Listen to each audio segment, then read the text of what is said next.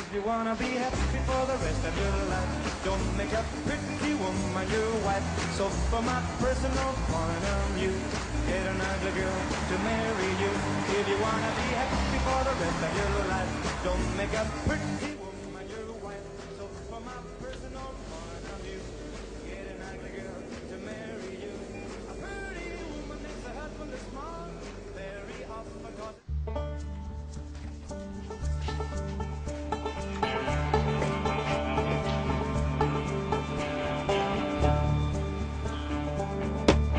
Τσιγάρα μου. Λεφτά. Λεφτά.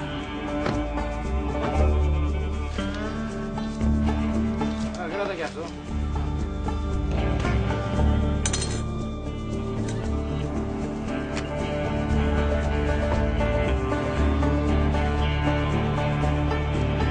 Όλοι θα έχετε συναντήσει αυτούς τους τύπους που ο κόσμος λέει ρεμάλια, χαμένα κορμιά και που όταν τους βλέπετε αναρωτιέστε τι μέλλον μπορεί να έχουν. Τους τύπους που είστε σίγουροι ότι το παιδί σας δεν θα καταντήσει ποτέ να γίνει σαν κι αυτούς. Ένας από αυτούς τους τύπους είμαι κι εγώ. Οι φίλοι με φωνάζουν Βαγγέλη. Η αλήθεια είναι ότι κι όλοι οι υπόλοιποι Βαγγέλη με φωνάζουν.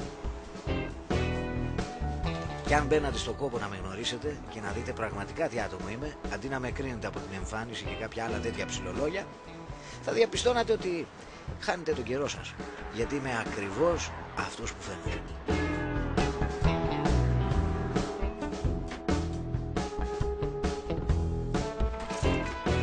Ρεμάλι και χαμένο κορμί.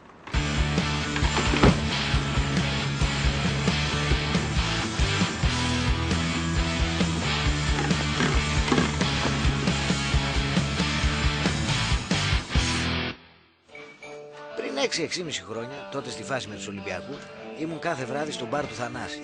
Με τους ξένους που είχαν πλακώσει, συνέχεια κάποιος κέρναγε και την είχαμε βολέψει όλη μια χαρά. Εκεί ήταν που πήρε η ζωή μου την πρώτη ζώρικη στροφή. Λοιπόν, δεν ξέρω τι σας ταΐζουν εκεί στην Αλαμπάμα, αλλά φτιάχνει ένα βυζόμπαλο τούμπανο, ας πούμε. Αλαμάνα. Αλλά τι? Δεν είμαι από την Αλαμπάμα, από την Αλαμάνα είμαι. Όχι εγώ δηλαδή, η δική μου. Σοβαρά. Δεν ήρθες για τους Ολυμπιακούς? Όχι, εδώ είναι το σπίτι μου.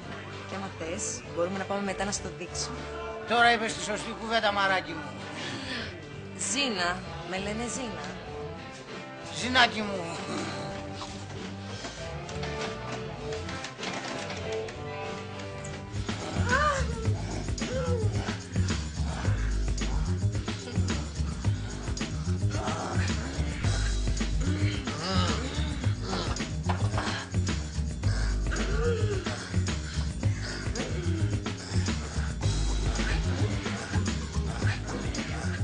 Η περίπτωση της Ζήνας ήταν σαν τα συμβόλαια με τις τράπεζες. Ήθελε προσοχή στα ψηλά γράμματα.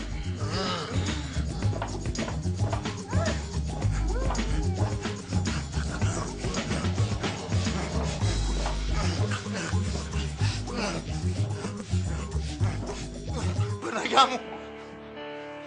Μπαμπά, νόμιζα ότι θα ερχόσασταν αύριο. Ποιος είναι αυτός, μωρή? Ο Βαγγέλης. Βαγγέλη ο μπαμπάς μου και τα αδέρφια μου.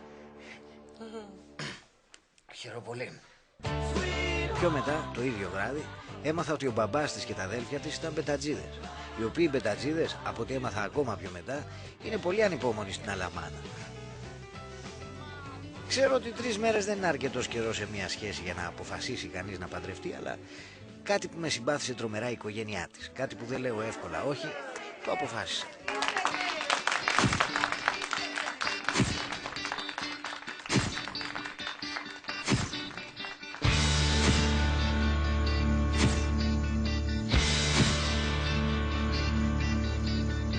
Ρε παιδιά, τι είναι αυτό το παρανεφάκι μου, έχει γίνει τσιμπούρι. Δεν έχω βγάλει μια φωτογραφία της προκοπής. Μπαμπά, πάρε το παιδί. Έλα στο μπαμπού. Άφησε το Βαγγέλη και τη Μανούλα να βγάλουν μια φωτογραφία. Άντε μπράβο, άσε το Βαγγέλη και τη Μανούλα να... Αφού εγώ είμαι ο Βαγγέλης, η Μανούλα ποια είναι? Εγώ. Αχ, θα στο έλεγα, αλλά με τις προετοιμασίες του γάμου ξεχάστηκα. Ξαδέρφη, έλα να βγάλουμε φωτογραφία. Η αλήθεια είναι πως για μια στιγμή σκέφτηκα να την παρατήσω, αλλά Αφενός μεν δεν ήθελα να στεναχωρήσω τον μπαμπά της και τα αδέλφια της, και αφετέρου δεν παίρνεις κάθε μέρα κοντζάμ τροχοβίλα για πρίκα, χώρια που και ο μικρός Γιαννάκης είχε τη φάση του.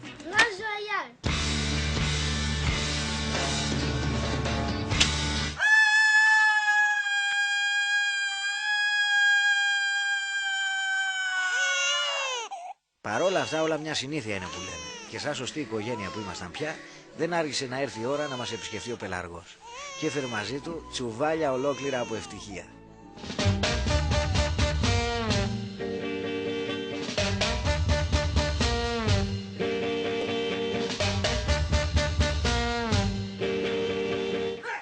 Πολλοί με ρωτούν πώς αντέχω να μένω με μια τέτοια γυναίκα και 2 παιδιά που δεν είναι δικά μου.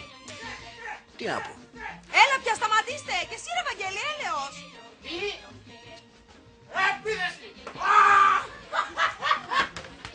Θα μπορούσαν κάποιοι να ρωτήσουν και τη Ζήνα γιατί δεν χωρίζει τον άχρηστο άντρα της που δεν φέρνει φράγκο στο σπίτι και τον αδελφό του που ζει στο καναπέ. Αυτός είναι ο Μπίλης, ο καλύτερος αδελφός του κόσμου. Οι διασκεδάσεις δεν είναι και πολλές στα μέρη μας, αλλά ευτυχώς υπάρχει το μπαρ του Αφάνα.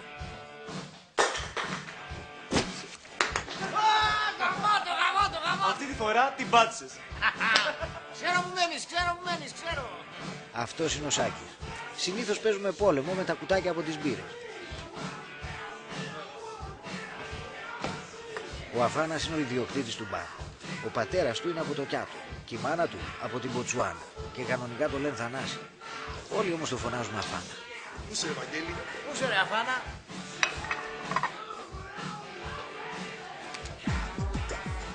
Σε ευχαριστούμε, Θανάση.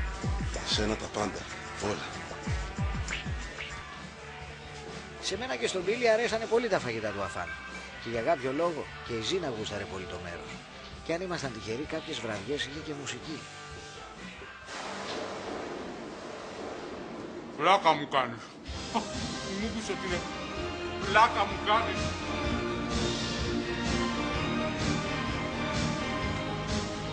Τέλος πάντων, αυτή ήταν η ζωή μας. Δεν ήταν και να τη ζηλεύεις, αλλά περνούσε στο χαλαρό.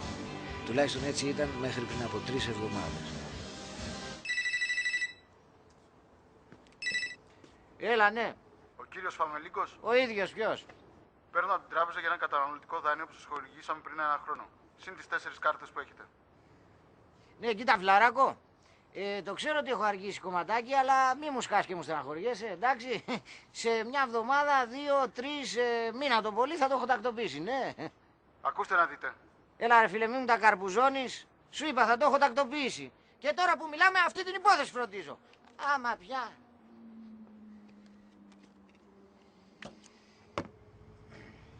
Εδώ πρέπει να πω ότι γενικά στη ζωή μου δεν ήμουν ποτέ πολύ τυχερός. Μάλλον δεν ήμουν καθόλου τυχερός. Γι' αυτό και εκείνη την ημέρα τη θυμάμαι με κάθε λεπτομέρεια.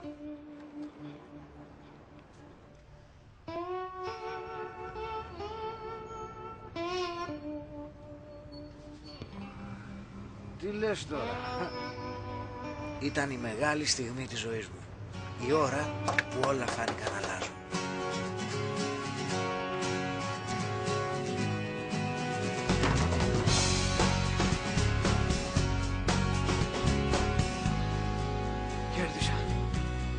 Κέρδισα! Είμαι πλούσιος!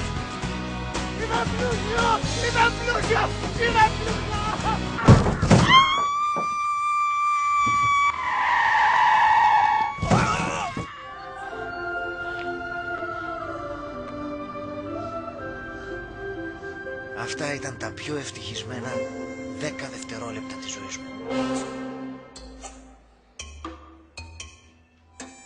Αμέσως μόλις συνήλθα, έστειλα τον Μπίλη να ψάξει για το λαχείο.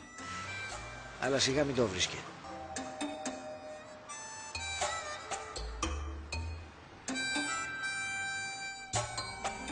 Τα νεύρα μου ήταν σε πολύ κακά χάλια. Ή μάλλον θα ήταν σε πολύ κακά χάλια, αν μπορούσα να σκεφτώ κανονικά.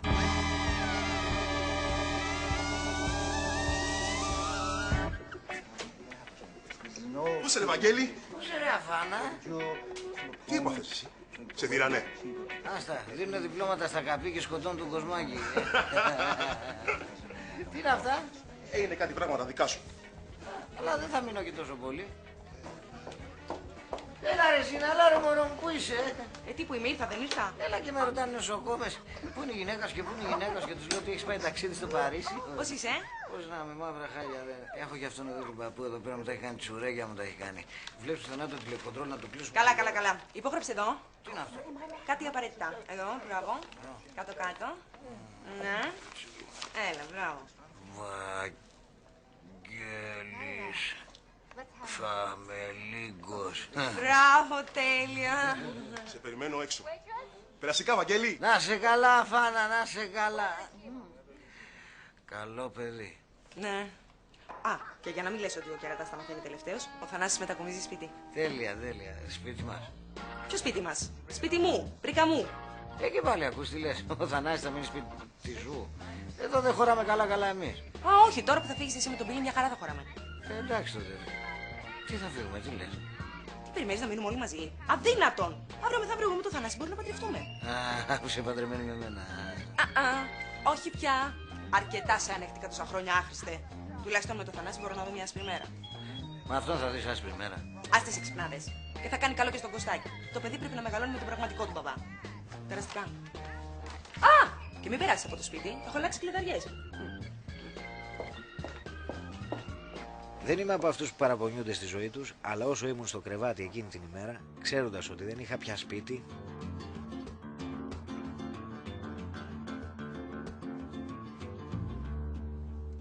δεν είχα γυναίκα και δεν είχα και το ξυστό, μου ερχόταν να βάλω τα κλάματα. Αλλά κρατήθηκα γιατί θα ξύπναγα τον Μπίλη.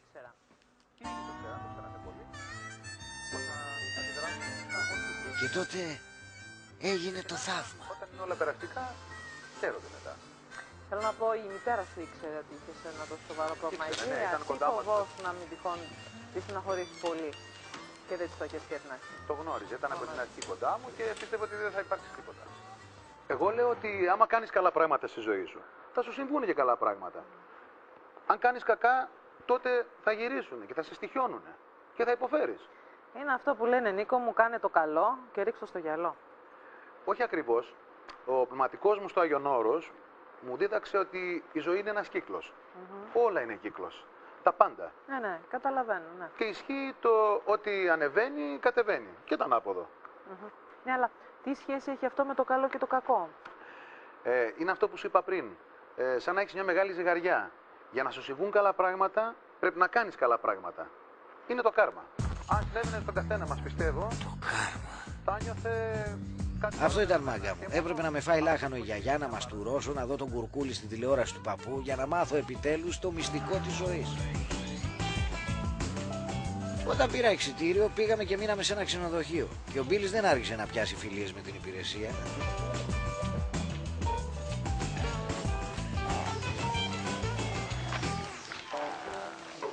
Μέχρι τι ώρα έχεις διάλειμμα? Όσο θέλω. Ο Μάνος ζερδίθηκε έξω και θα γυρίσει αύριο το πρωί. Τι είναι αυτό? Μία λίστα με ό,τι κακό έχω κάνει στη ζωή μου. Τι? Το είπε και ο Κουρκούλης. Άμα κάνεις καλά πράγματα, θα σου συμβούν καλά. Άμα κάνεις κακά, σε στοιχιώνει μια ζωή. Ρε μπας και σου φέρω τίποτα μορφήνες τώρα που φεύγαμε. Τι μορφήνες, ρε, τι μορφήνες. Εδώ μιλάμε για την ισορροπία του σύμπαντος, για το κάρμα. Πρέπει οπωσδήποτε να στα κόψουν. Άκου, αδερφάκο, άκου. Φαντάσου τη ζωή σαν μια τεράστια ζυγαριά και τη φορτώνεις από τη μια μεριά μόνο με κακά πράγματα. Στο τέλος θα μπατάρει. Εμένα δική μου ζωή βρωμάει και ζέχνει. Γιατί δεν έχω κάνει τίποτα καλό. Ενώ το Κουρκούλι όλα καλά του πάνε. Ποιος είναι ο Κούρκουλης της Εκκλησίας? Όχι, ο τραγουδιστής. Το μόνο σίγουρο είναι ότι αν θέλουν να καλυτερέψουν τα πράγματα, πρέπει πρώτα να καλυτερέψω εγώ. Γι' αυτό έφτιαξα αυτή τη λίστα. Ρε μπας και χτύψε το κεφάλι στο ατύχημα γιατί δεν το θυμάσαι. Γαμώτο, δεν καταλαβαίνεις. Εδώ μιλάμε από τη μια στιγμή κερδίζω 100.000 στο ξυστό και την άλλη με πατάει αυτοκίνητο. Παραλίγο να πεθάνω γιατί μου συνέβη κάτι καλό το οποίο δεν μου άξιζε. Πες μου ότι μου κάνεις πλάκα, πες μου ότι μου δουλεύεις τώρα και έχω τσιμπήσει σαν κοκοβιός. Είναι η πρώτη φορά στη ζωή μου που μιλάω τόσο σοβαρά. Αυτή η ιστορία με το κάρμα στανταράκι θα με σκοτώσει. Εκτός κι αν επανορθώσω για όσα είναι μέσα στη λίστα.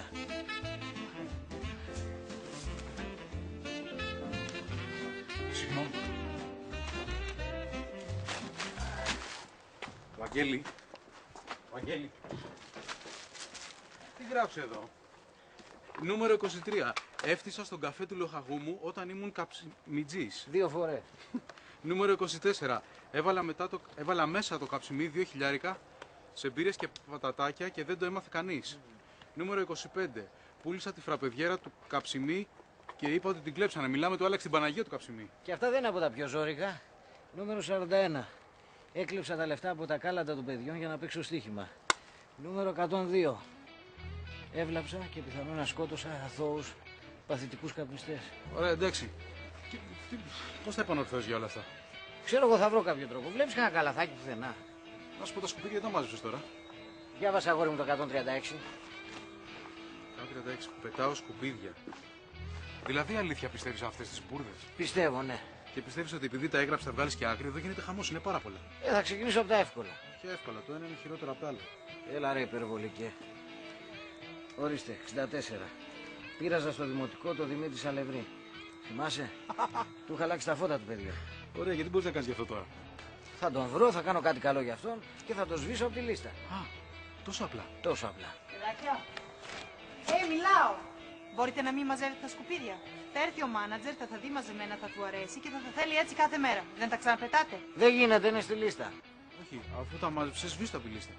Αν δεν μαζέψω τουλάχιστον όσα έχω πετάξει, από τη λίστα δεν σβήνει. Αυτή η λίστα είναι ο οδηγός μου για μια καλύτερη ζωή. Ναι, μόνο που ελπίζω ο οδηγός να δίνει και δωρεάν βενζίνη και δωρεάν φαγητό και κανένα τροχόσπιτο να κοιμόμαστε, γιατί ξοδέψαμε όλα μας τα λεφτά σε αυτό το κολοδωμάτιο. Και δεν θα ξοδέψω εγώ τις καβάτες που έχω για τις μπύρες μου εξαιτίας του κουλοκάρμα σου.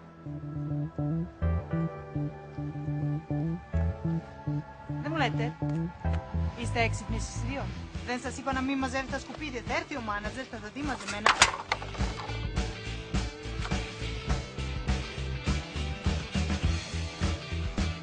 Τι λες τώρα? Κοίτα να δεις που δουλεύει.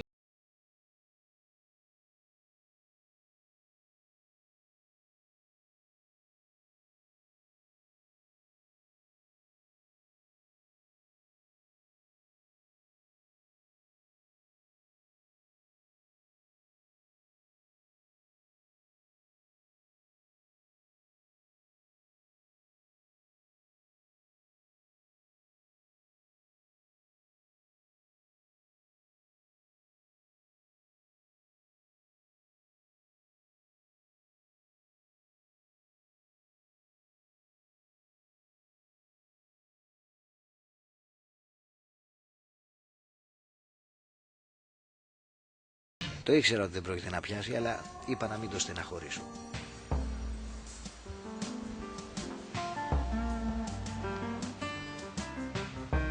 Ήθελα να αρχίσω τη δουλειά με τη λίστα το συντομότερο δυνατό, για να αρχίσει να βελτιώνεται και η ζωή μου, που είχε ήδη βελτιωθεί πολύ.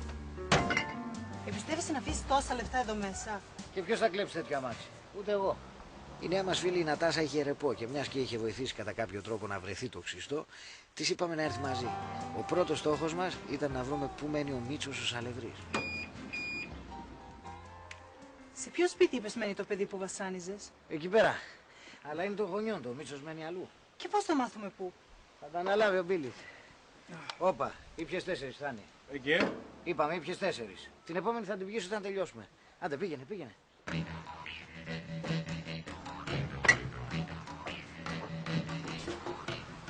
Γιατί δεν πας εσύ? Με τίποτα. Εγώ αγχώνομαι όταν λέω ψέματα. Ο Μπίλης είναι επαγγελματίας. Αλλά μόνο αν έχει πιει τον σωστό αριθμό σε μπύρες. Δηλαδή? 4. Μετά τις 4 ψιλορετάρει.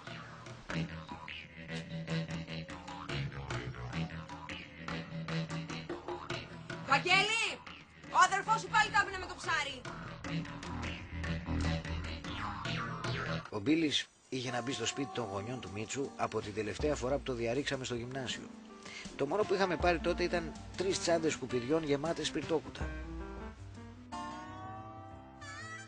βλέπω τον ξαναγεμίσαμε τον τόπο με σπιρτόκουτα, Εκεί, κόλλημα. Τι πες, αγόρι μου? Λέω, ωραία τα σπιρτόκουτα. Τρελή φάση. Ναι, είναι το πάθος μου. Και ξέρεις, έχω τη μεγαλύτερη συλλογή στην Ελλάδα. Α, δηλαδή υπάρχουν κι άλλες. Και εσείς επισκέπτεστε όλους τους γονείς των συμμαθητών του Δημητράκη? Ναι, όλους. Μάλιστα. Θα είναι πολύ δύσκολο, Μπα, δεν βαριέστε. Αυτοί με τους οποίους χάσαμε τελείως επαφή είναι ευτυχώς λίγοι. Πάντως είναι πάρα πολύ ωραία ιδέα. Κι εγώ έτσι το βλέπω. Το θεωρώ καθήκον μου ως πρόεδρος της τάξης να οργανώσω μια επανένωση. Βέβαια έτσι είναι. Γιατί είναι πολύ κακό, βλέπετε, να χάνονται οι άνθρωποι. Και ειδικά οι συμμαθητές. Μα γι' αυτό και εμένα με έχουν φάει δρόμοι 2 μήνες τώρα. Για να είμαστε όλοι εκεί. Να μην λείψει κανείς. Να κάτσουμε, να τα πούμε. Να θυμηθούμε τα παλιά. Να δούμε πώς πατσουρέψανε οι γκόμενες της τάξης. Πολύ αστείο. Γελάσαμε. Ωραία τα λες, αγόρι μου. Να κεράσει μια μπυρίτσα. Με το γλυκό δεν πάει. Αλλά μια μπυρίτσα για το καλό θα την έπινα.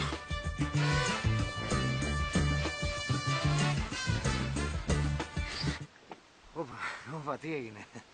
Σαν τι να έγινε? Δεν σου αρέσω? Όχι. Ναι. Δηλαδή μου αρέσεις και ωραία είσαι και καμαρωτή και ωραία τέλος πάντων είσαι. Αλλά ο Μπιλάκος έχει κάνει δικιά του. Οπότε πάω πάσο. Τι με έκανε? Όταν πρωτομπήκε στο δωμάτιο για να αλλάξει πετσέτες, έκανε δικιά του. 1, 2, get down.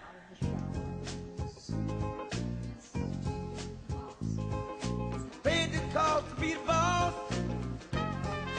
Δικό μου τον κομμενάκι πρόλαβα. Paid the cost to be the boss. Αμάξι, ρε, στο αμάξι.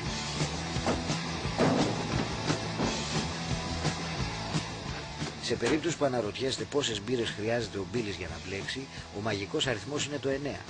Ευτυχώς πρόλαβε και πήρε τη διεύθυνση του Μίτσου προτού τσαντήσει τον πατέρα του.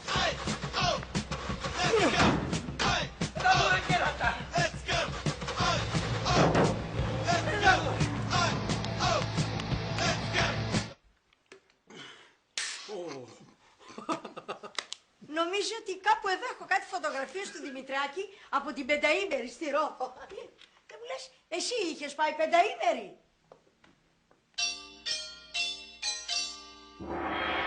Δικό μου τον κομμενάκι πρόλαβα.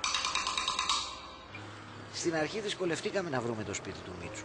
Ο Μπίλης έγραψε τη διεύθυνση στο χέρι του και όταν ίδρωσε από την τρεχάλα σβήστηκαν σχεδόν όλα. Αλλά τελικά το βρήκαμε. Αυτός είναι. Δεν αισθάνομαι καλά, ανακατεύεται το στομάχι μου. Και εμένα. Εσύ πόσες μπύρες πιες? Δεν ανακατεύομαι από τις μπύρες. Από τι τότε? Μήπως έχεις καρκίνο του στομάχου? Δεν μου λες το κάρμα προκαλεί καρκίνο του στομάχου? Λες, όλα αυτά που μας συμβαίνουν όλα είναι πιθανά. Που τις τύψεις ήταν. Και μάλλον η Νατάσα είχε δίκιο. Ένα από τα πολλά πράγματα για τα οποία δεν ήμουν απερήφανος ήταν και η συμπεριφορά μου απέναντι στο Μίτσο. Well, I'm upper class, high society. God's gift to ballroom. Πήγαινε σε χάρη να κλάψεις, γυναικούλα. And I always fill my bowl. Και τώρα τι? Δεν ξέρω. Τι δεν ξέρεις? Είπες ότι θα κάνεις κάτι καλό για εκείνο και θα είναι όλα οκ. Εσύ είπες ότι είναι απλό. Τελικά δεν είναι και τόσο απλό. Ναι, αλλά είπες ότι είναι απλό. Τελικά... Να σου πω, μην το συνεχίζεις. Πρέπει να μάθω πράγματα για τον Μίτσο. Δεν ξέρω καν τι είναι καλό για αυτόν και τι όχι. Πρέπει να τον παρακολουθήσω. Πού πας εσύ?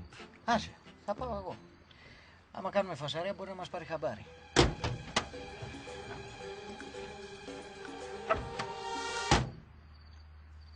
Εγώ να κατουρίσω ήθελα.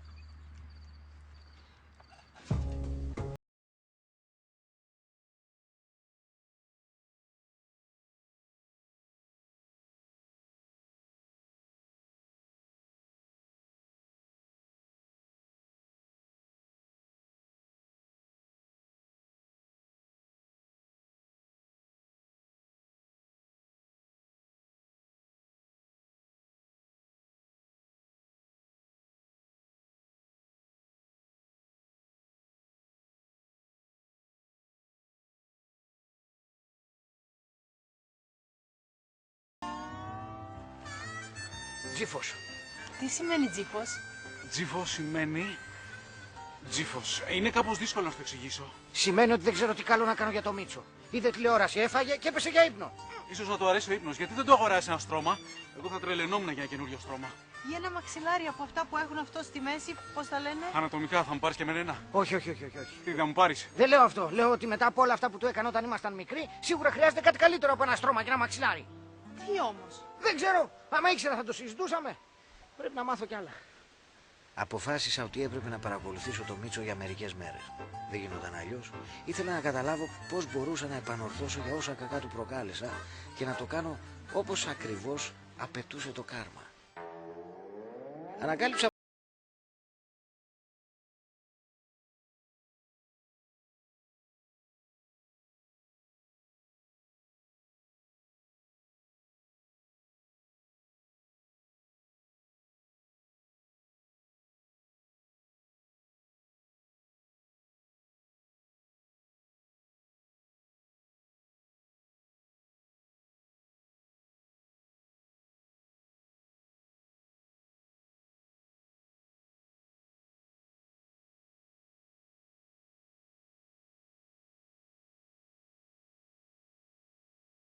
χρειάζεται κάθε άντρα στη ζωή του για να νιώσει ολοκληρωμένος. Πρέπει να του βρω γυναίκα. Τι? Του Μίτσου πρέπει να του βρω γυναίκα να πηδήξει. Τι γελάρε. Με αυτά που λες. Αγόρι μου, του ανθρώπου του κατέστρεψα την παιδική του ηλικία. Που σημαίνει ότι αν θέλω να τον σβήσω από τη λίστα πρέπει να τον κάνω να νιώσει καλά. Που σημαίνει λίγη απόλαυση για να το απαλύνω τον πόνο. Γιατί δεν του βρίσκεις μια να παντρευτεί? Ναι, εντάξει, μην το χέσουμε κιόλας. Ας βολευτεί τώρα, έτσι ώστε να τον σβήσω από τη λίστα και μετά τα υπόλοιπα στα βρει μόνος του. Καλά, έτσι περίεργος όπως είναι, ποια θα πάει μαζί. Έχω κάτι υπόψη μου.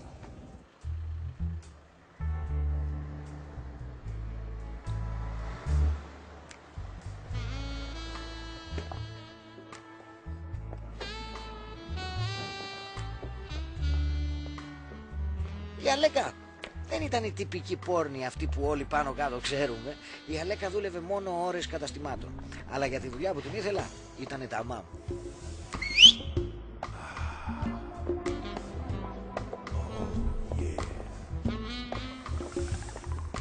Πού είσαι ρε Αλέκα? Βαγγέλη, τι έγινε? Ήρθαν κιόλας στα γενέθλια του Μπιλάκου. Όχι, σου έχω καλύτερη δουλειά. Καλή. Και καλή και σημαντική και για καλό σκοπό. Wow.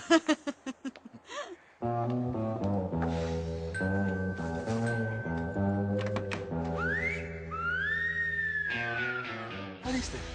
Γεια σου, Γλυκούλη. Γεια σας. Είμαι από το Σύλλογο Τα Αετόπουλα. Από πού? Σύλλογος Τα Αετόπουλα. Ασχολούμαστε με τη φύση και όλα τα σχετικά. Α, δεν τα έχω ακούσει ποτέ. Γι' αυτό πέρασα κι εγώ για να σου τραβήξω μια ενημέρωση.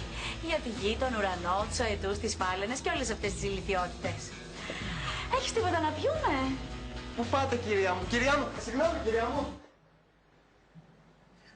Ο Χωσάκης, Πίσω. Φόρτωσε.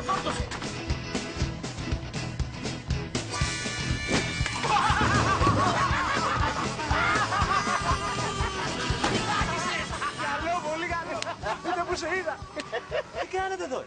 Ψάχνετε κανένα σπίτι να μπουκάρετε? Όχι, καμία σχέση. Έχω τσεκάρει εδώ πιο κάτω ένα πολύ καλό. Της θείας μου. Κοίτα, άμα είναι για την τελευταία φορά που τα σκάτωσα, στο υπόσχομαι. Ήταν η τελευταία.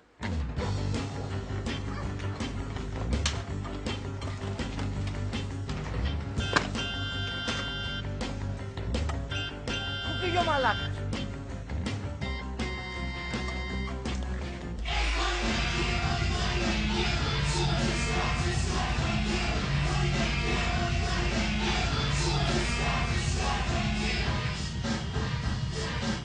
Τις έκοψα τις διαρρήξεις πια, πάπαλα.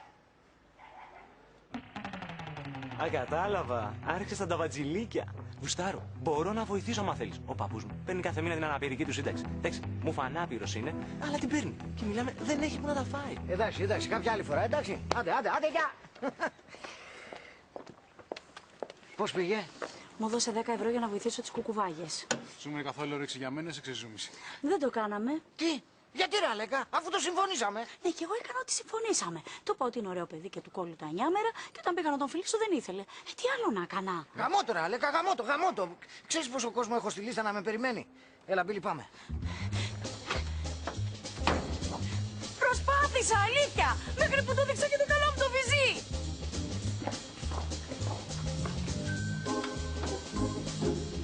Λες να σε θυμάται? Νομίζω με θυμάται. Έλα, Μητσάκο, ηρέμησε. Να φύγεις από εδώ μέσα. Εντάξει, θα φύγω, αλλά πρώτα ηρέμησε. Σου έχω κάνει ασφαλιστικά μέτρα, Βαγγέλη. Ναι, αλλά αυτά ήταν γραμμένα από τη δασκάλα της 6ης Δημοτικού στο τετράδιο αντιγραφής πριν 20 χρόνια. Δεν πιάνονται. Εξάλλου θυμάσαι, σε έβαλα να φας τη σελίδα. Ωραία. Τότε πάρε ό,τι θέλεις και φύγε. Δεν ήρθα για να πάρω τίποτα, απλώς θέλω να μιλήσουμε. Κάτσε, περίμενα. Άμα χαρίζει πράγματα, εγώ λέω να πάρω αυτό. Ας το κάτω. Γιατί έχει και ράδιο. Είπα στο κάτω. Άκου, Μίτσο.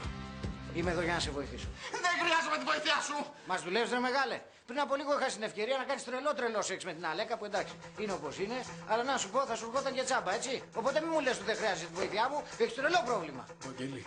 Άσε με ρε Μπίλα, βλέπεις ότι μιλάω. Ας το κάτω.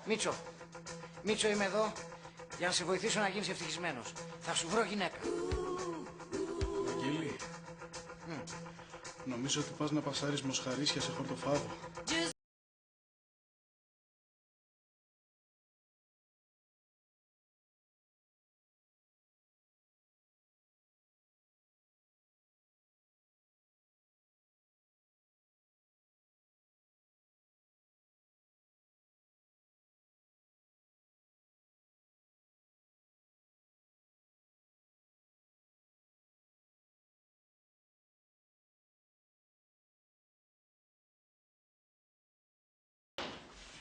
Αυτό ήτανε. Τέλος. Ο Μιτσάρας διαγράφεται οριστικά από τη λίστα.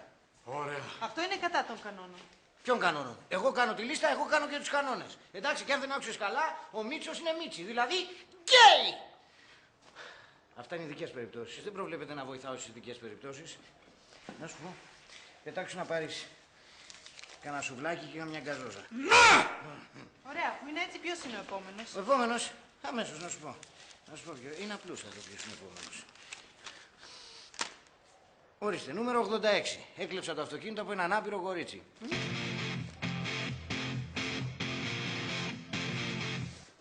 Τι έγινε εδώ? Βαγγέλη! Πας καλά, κοπέλα μου! Το έχεις χάσει τελείως! Ποια είναι η τσουλάρα? Πώς με είπες? Τσουλάρα, είσαι και κουφή! Όπα, κορίτσια, ηρεμήστε, είναι η υπηρεσία. Νόμιζες ότι δεν το μάθαινα, Κοίτα χάλια ρε γάμο του. Μια φορά να βγω σε φωτογραφία και να μην έχω κλειστά τα μάτια μου. Θέλω τα μισά λεφτά από το ξυστό. Ναι, καλά, τραγούδα. Είπα θέλω τα μισά και τα θέλω τώρα. Ναι. Κι εγώ θα ήθελα να έχω μια γυναίκα που να μου τα φοράει συνεχώς όπου βρεθεί και όπου σταθεί και να είχα και ένα παιδί που να είναι και δικό μου, βράδερφε. Αλλά η ζωή είναι άδικη, Είχε μόνο μία γκάζοσα, παλεύουμε ποιος θα την πιει. Άστο το τηλέφωνο κάτω τώρα. Θα τα πάρω τα λεφτά, Βαγγέλη. Τα θέλω και θα τα πάρω και δεν με σταματάς που να χτυπάς τον κόλο σου κάτω.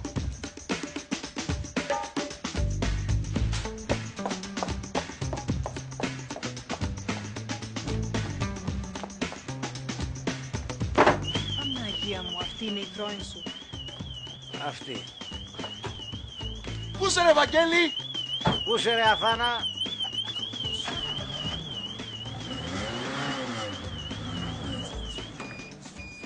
Τι έγινε ρε παιδιά? Το κάρμα. Αυτό έγινε αγόρι μου, το κάρμα. Και η πλάκα είναι ότι το πίστευα. Με το που είπα πως δεν θα βοηθήσω το Μίτσο, η Ζήνα έμαθε για τα λεφτά, μπήκε στο δωμάτιο και τα έκανε όλα χάλια.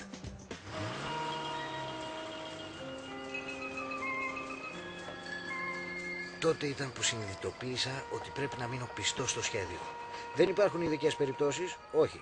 Μπορεί να έφτιαξα τη λίστα, αλλά δεν έβαλα εγώ τους κανόνες. Οι κανόνες υπήρχαν από πριν και τους είχε βάλει το κάρμα.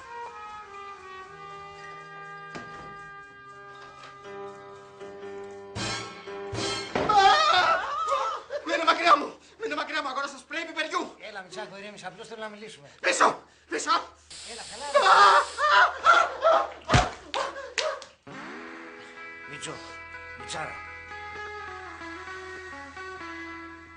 Μιτσάρα, είσαι καλύτερα, Καλύτερα, πολύ καλύτερα. Άντε, μπράβο. Τρόμαξες, Σε ευχαριστώ που με έριξες κάτω. Άνοιξες τα μάτια μου με τα δάχτυλά σου και έριξες γάλα. Ήταν ό,τι χρειαζόμουν.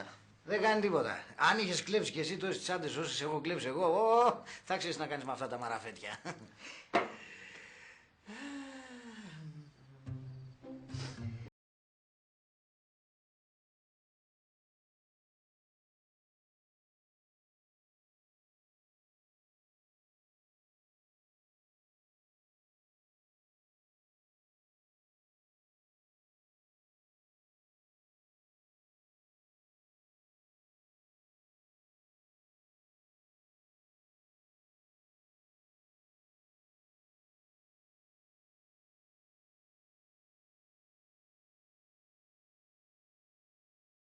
κάποιον άντρα να ησυχάσεις.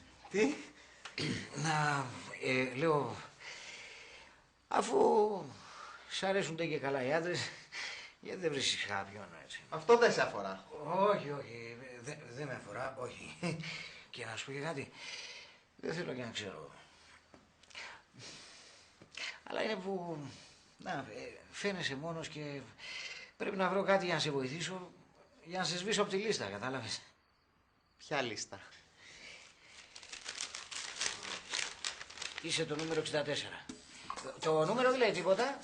Σε φταί μου κάνεις. Είσαι το νούμερο 1 μου. Δεν καταλαβαίνω. Ναι. Κοίτα, Μίτσο. Η ζωή μου είναι χάλια. Και όπως ξέρεις κι εσύ, ήμουν κακός άνθρωπος. Ελπίζω κάνοντας κάποια καλά πράγματα να μου συμβούν και καλά πράγματα. Κάρμα! Είδες κι εσύ την εκπομπή με τον Κουρκούλη? Το εννοείς ότι θέλεις να αλλάξεις και να κάνεις καλά πράγματα? Ναι, Μίτσο, ναι. Ξέρεις γιατί η ζωή μου μέχρι τώρα, αν συνεχίσει έτσι, στανταράκι θα με σκοτώσει. Τι λες? Δεν έχω βρει άντρα. Γιατί κανείς δεν ξέρει ότι είμαι γκέι.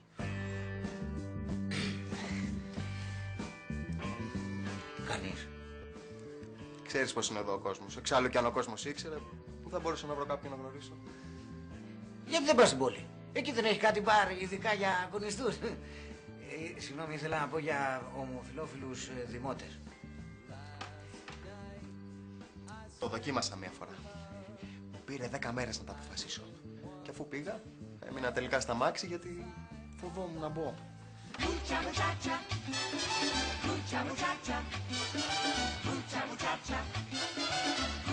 Μην τα αφήνεις εδώ. Είμαι straight! Δεν παρκάρουμε εδώ, λέμε. Εντάξει, αλλά είμαι straight.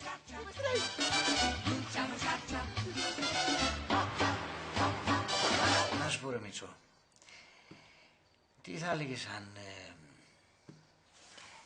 αν ερχόμουν μαζί σου? Τι? Αν δεν πήγαινες μόνος σου, μπορεί και να μην φοβόσουν, Ο Βαγγέλης ο Θαμελίκος θα με πάει σε γκέι μπαρ. Εντάξει, δεν ανάγκη να φωνάζουμε κιόλας. Μας ακούς και κανείς. Θα με πας εσύ σε γκέι μπαρ, απίστευτο. Βλέπεις να μπορώ να κάνω κι αλλιώς.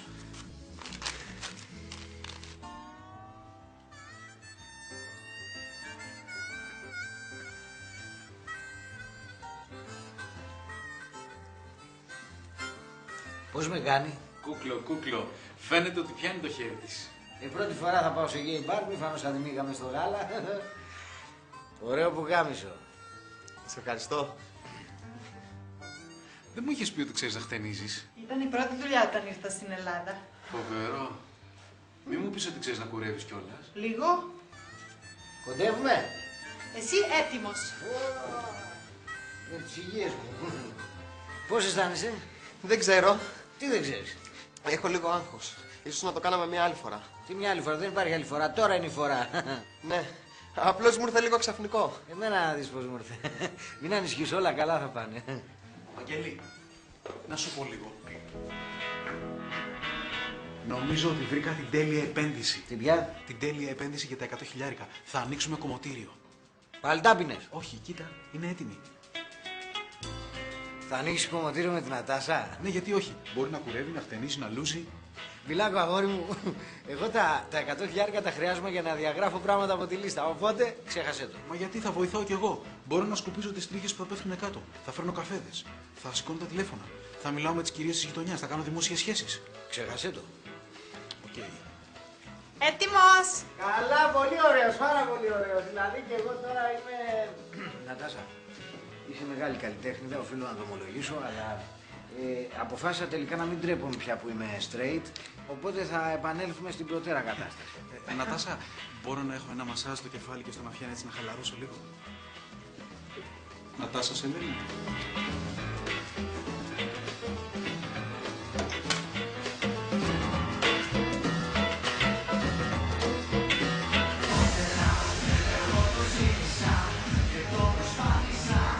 Δεν ήθελα να είμαι ο μόνος μη γκέι.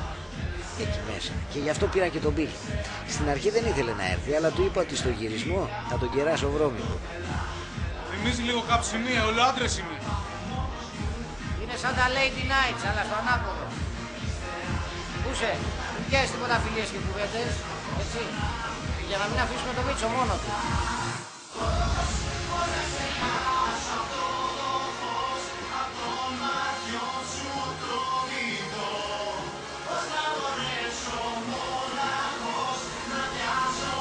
Βρήκαμε στόχο. Τι? Λέω αυτός ο τύπος, αρέσει? Ποιος? Αυτός που μόλις κοιταχτήκατε. Ναι. Δεν ξέρω, χαριτωμένο παιδί. Ωραία. Κάτσε πάω να του μιλήσω.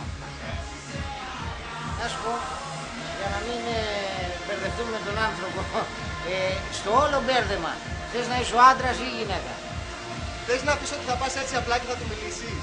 Και γκέι είναι, δεν τα πόνει. Δεν θα με δαγκώσει, Μα έτσι απλά. Μια ψυχή που είναι να βγει, ας βγει. Έλα, τι. Ίσως θα έπρεπε όλα αυτά να τα κάνω μόνος μου.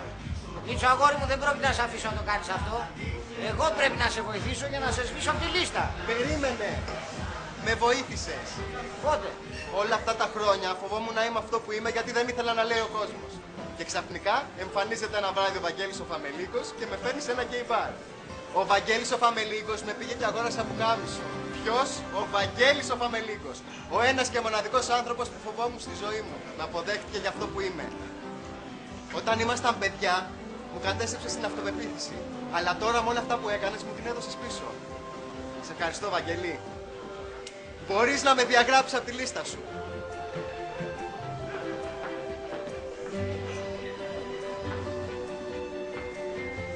Ορίστε, ποτέ μην υποτιμάς την αξία της αυτοπεποίθησης.